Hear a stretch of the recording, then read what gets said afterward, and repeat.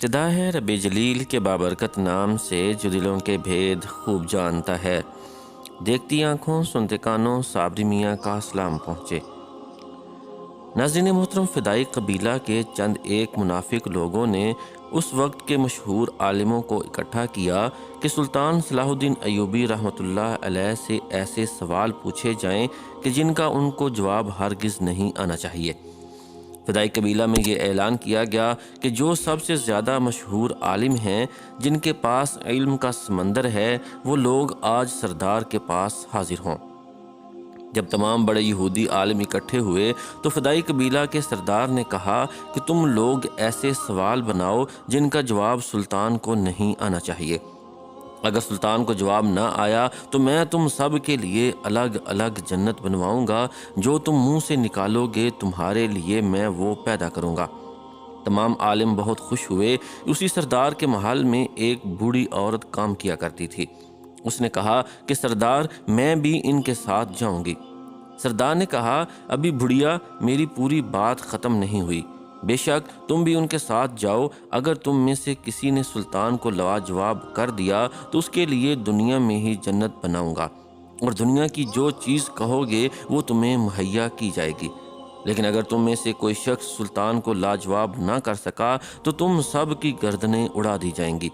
یہ کہہ کر سردار اپنی جگہ سے اٹھ گیا اور یہ یہودی عالم اور ان کے ساتھ یہ بوڑھی عورت اسلام پر ریسرچ کرنے لگے کہ ایسے کون سے سوال تلاش کیے جائیں کہ جن کا جواب سلطان صلاح الدین ایوبی رحمۃ اللہ علیہ کو نہ آئے۔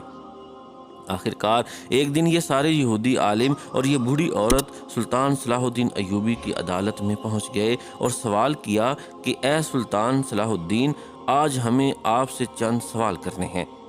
اگر آپ ان کا جواب دے دیں تو ہم آپ کو مسلمانوں کا حقیقی سربراہ اور دین اسلام کو سچا مذہب مان لیں گے۔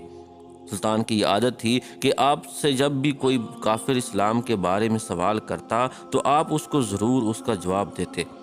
پھر ایک یہودی عالم کھڑا ہوا اور سوال کیا کہ آپ کے نبی حضرت محمد مصطفیٰ صلی اللہ علیہ وآلہ وسلم کی کتنی مائیں تھیں؟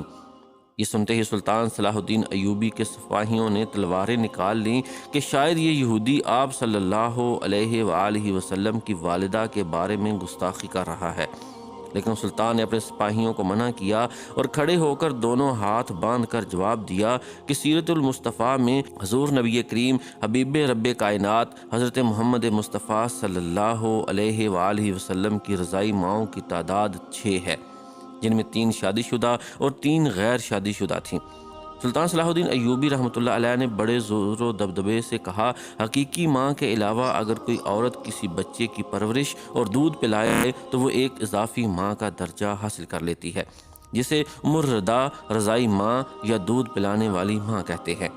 اس عورت کے شوہر کو بچے کے باپ کا درجہ دیا جاتا ہے، جبکہ اس کے بچوں کو بھی اس بچے کے حقیقی بہن بھائیوں کی طرح سمجھا جاتا ہے اور اس کی ان میں سے کسی سے شادی نہیں ہو سکتی۔ اس طرح ایک عورت جس طریقے سے بچے کے 2 برس کے ہونے سے پہلے اس سے کم از کم 5 بار دودھ پلایا ہو، اسلامی قانون کے دیے ہوئے خصوصی حقوق کے تحت وہ اپنے دودھ کے رشتے سے اس بچے کی ماں بن جاتی ہے۔ دودھ پینے والا بچہ رضائی ماں کے دوسرے بچوں کا مکمل طور پر بہن یا بھائی سمجھا جاتا ہے، یعنی کہ ایسا لڑکا اپنی رضائی بہن اور ایسی لڑکی اپنے رضائی بھائی کی محرم ہوتی ہے۔ کوئی دوسرا مذہب کسی دودھ پلانے والی ماں کو ایسا رتبہ نہیں دیتا۔ حضور صلی اللہ علیہ وآلہ وسلم کے رضائی بھائیوں کی تعداد 5 جبکہ رضائی بہنوں کی تعداد 2 تھی۔ سلطان صلاح الدین ایوبی کی اس فصاحت و بلیغ سے بھرپور آواز نے یہودیوں کو حیران کر دیا۔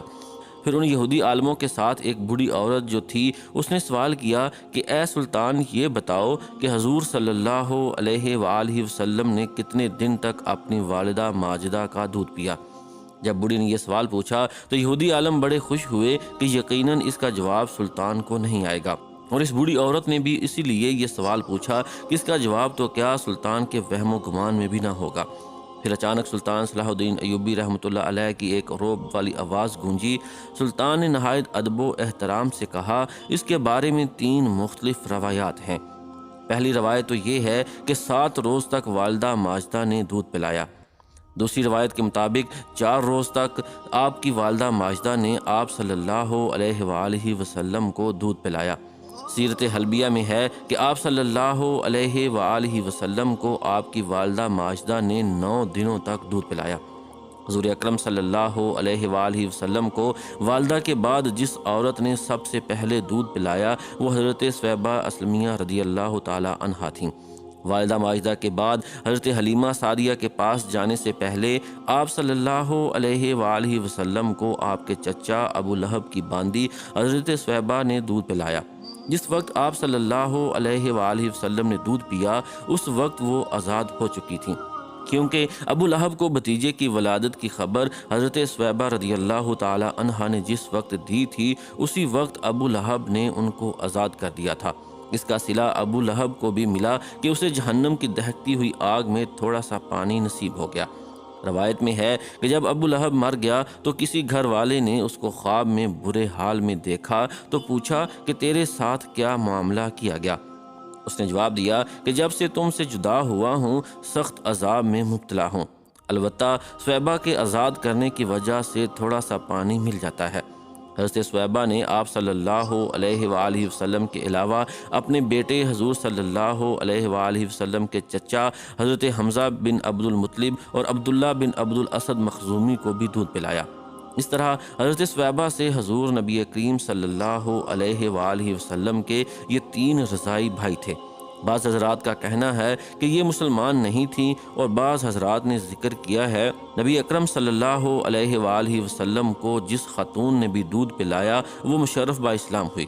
حضور اکرم صلی اللہ علیہ وآلہ وسلم جب مکہ سے مدینہ ہجرت فرما گئے تو حضرت سویبہ رضی اللہ تعالی عنہا مکہ ہی میں رہیں۔ نبی کریم صلی اللہ علیہ وآلہ وسلم مکہ جانے والے کے ساتھ خصوصی طور پر حضرت سویبہ کے لیے تحائف بھیجا کرتے تھے۔ غزوہ خیبر کے بعد 7 ہجری میں حضور صلی اللہ علیہ وآلہ وسلم کو اپنی پہلی رضائی والدہ حضرت سویبہ کے انتقال کی خبر ملی تو آپ غمزدہ ہو گئے۔ اس موقع پر خبر پہنچانے والے سے حضور اکرم صلی اللہ علیہ وآلہ وسلم نے پوچھا کہ حضرت سویبہ کے بیٹے اور میرے رضائی بھائی مسروح کا کیا حال ہے؟ آپ کو بتایا گیا کہ مسروح تو حضرت سویبہ سے پہلے ہی وفات پا چکا ہے اور اب ان کا کوئی باقی نہیں رہا۔ عربوں میں رواج تھا کہ نئے پیدا ہونے والے بچے کو خالص عربی زبان سیکھنے اور دیہات کی پاک و صاف آب و ہوا میں مخلوط تہذیب سیکھنے کے لیے کسی گاؤں میں بھیج دیا جاتا۔ شرفائے عرب میں جاری اسی دستور کے مطابق بنو سعد کی عورتیں شیر خوار بچوں کو مکہ آ کر تلاش کرتیں اور مخصوص اجرت و معاوضہ حاصل کرنے کی غرض سے انہیں لے کر جاتیں۔ جس سال نبی اکرم صلی اللہ علیہ وآلہ وسلم کی ولادت باسعادت ہوئی تو حسب رواج بنو سعد کی خواتین مکہ آئیں، جن میں حضرت حلیمہ سعدیہ رضی اللہ تعالی عنہا بھی شامل تھیں۔ تمام خواتین نے آپ صلی اللہ علیہ وآلہ وسلم کے گھر کی خستہ حالت اور آپ صلی اللہ علیہ وآلہ وسلم کی یتیمی کو دیکھ کر انکار کر دیا تو حضرت حلیمہ سعدیہ نے اللہ کی برکت سے امید لگا کر اس یتیم کو لے لیا جو در حقیقت یتیم نہیں بلکہ در یتیم تھے۔ اس مولود کے مبارک ہونے کا احساس حلیمہ ان کے شوہر کو اسی وقت سے ہونا شروع ہو گیا جس وقت انہوں نے ان کو گود لیا۔ چنانچہ اگلے دن ہی ان کے شوہر نے اپنے احساسات کا ان الفاظ میں اظہار کیا: اے حلیمہ، خوب جان لو، بے شک تم نے ایک بہت ہی مبارک اور بابرکت بچے کو لیا ہے۔ یوں حضرت حلیمہ حضور اکرم صلی اللہ علیہ وآلہ وسلم کی دوسری رضائی ماں بنی۔ حضرت حلیمہ قبیلہ حوازن کی شاخ بنو سعد سے تعلق رکھتی تھیں اور آپ کے شوہر حارث بھی اسی قبیلے کے تھے۔ حضور صلی اللہ علیہ وآلہ وسلم کے علاوہ حضرت حلیمہ نے اپنے بیٹے عبداللہ، اپنی 2 بیٹیوں انیسہ اور حذیفہ جسے شیمہ بھی کہا جاتا ہے، اور ابو سفیان بن الحارث بن عبد المطلب کو بھی دودھ پلایا۔ حضرت حلیمہ سعدیہ نے آپ صلی اللہ علیہ وآلہ وسلم کو 2 سال تک دودھ پلایا یا مدت رضاعت مکمل ہونے پر دودھ چھڑا کر حسب معاہدہ آپ کو مکہ لے کر تو آ گئی، لیکن ان کی تمنا تھی کہ اس مبارک مولود کو کچھ دنوں مزید رکھنے کی سعادت مل جائے۔ ادھر جب مکہ پہنچی تو معلوم ہوا کہ مکہ میں وبا پھیلی ہوئی ہے، تو ان کی گزارش پر آپ صلی اللہ علیہ وآلہ وسلم کی والدہ اور دادا نے ان کی گزارش کو قبول کرنا ہی بہتر سمجھا۔ اس طرح آپ صلی اللہ علیہ وآلہ وسلم دوبارہ حضرت حلیمہ کے پاس ہی رہے اور 4 سال کی عمر تک آپ صلی اللہ علیہ وآلہ وسلم ان کے پاس ہی رہے۔ 4 سال کی عمر میں وہ آپ صلی اللہ علیہ وآلہ وسلم کو والدہ ماجدہ حضرت آمنہ رضی اللہ تعالی عنہ کے پاس لے کر آ گئیں۔ غزوہ حنین پر ایک دفعہ جعرانہ مقام پر حضور اکرم صلی اللہ علیہ وآلہ وسلم صحابہ کی محفل میں اچانک ایک عورت آئی جن کے لیے نبی پاک صلی اللہ علیہ وآلہ وسلم خود کھڑے ہو گئے اور اپنی مبارک چادر زمین پر بچھا کر اپنی جگہ پر بٹھا دیا۔ صحابی رسول ابو الطفیل کہتے ہیں کہ میں نے صحابہ سے پوچھا کہ یہ کون ہے، تو صحابہ نے جواب دیا کہ رسول اللہ صلی اللہ علیہ وآلہ وسلم کی رضائی ماں حضرت حلیمہ سعدیہ ہیں۔ حضرت حلیمہ کی وفات مدینہ میں ہوئی اور جنت البقیع میں آپ کو دفن کیا گیا۔ حضور صلی اللہ علیہ وآلہ وسلم کی تیسری رضائی ماں حضرت ام فروہ تھیں۔ ابھی سلطان صلاح الدین ایوبی رحمۃ اللہ علیہ اپنا بیان جاری رکھے ہوئے تھے کہ وہ بوڑھی یہودی عورت بولی کہ سلطان یہ بتائیے کہ وہ کون سی 3 عورتیں ہیں جنہوں نے کنوارے پن میں آپ صلی اللہ علیہ وآلہ وسلم کو دودھ پلایا، یعنی کہ وہ کنواری تھیں، ان کی شادی تک نہیں ہوئی تھی تو ان کی چھاتیوں میں دودھ بھی آ گیا، اور ان کا نام کیا تھا؟ یہ سن کر سلطان صلاح الدین ایوبی رحمۃ اللہ علیہ کی آنکھوں میں آنسو آ گئے اور فرمایا کہ کیا شان ہے میرے مصطفیٰ صلی اللہ علیہ وآلہ وسلم کی، تم تمام یہودی مرد و خواتین اگر جان جاؤ تو تم لوگ اس ساری دنیا کو لٹا دو اور نبی اکرم صلی اللہ علیہ وآلہ وسلم کے پیار کو، ان کی اداؤں کو اپنا لو۔ پھر سلطان صلاح الدین ایوبی رحمۃ اللہ علیہ نے کہا کہ سیرت نگاروں نے لکھا ہے کہ آپ صلی اللہ علیہ وآلہ وسلم کو بنو سلیم کی 3 کنواری لڑکیوں نے بھی دودھ پلایا۔ انہوں نے اپنا سینہ جو ہی نبی اکرم صلی اللہ علیہ وآلہ وسلم کے منہ سے لگایا، دودھ جاری ہو گیا، جسے آپ صلی اللہ علیہ وآلہ وسلم نے پیا، اور اتفاق یہ کہ ان تینوں کا نام عاتقہ تھا۔ بے شک یہ بھی حضور اکرم صلی اللہ علیہ وآلہ وسلم کے بچپن کے معجزوں میں سے ایک عظیم معجزہ ہے۔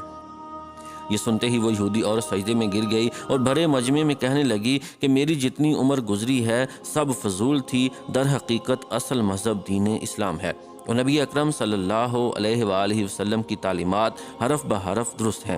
میں دائرہ اسلام میں داخل ہونے کا اعلان کرتی ہوں۔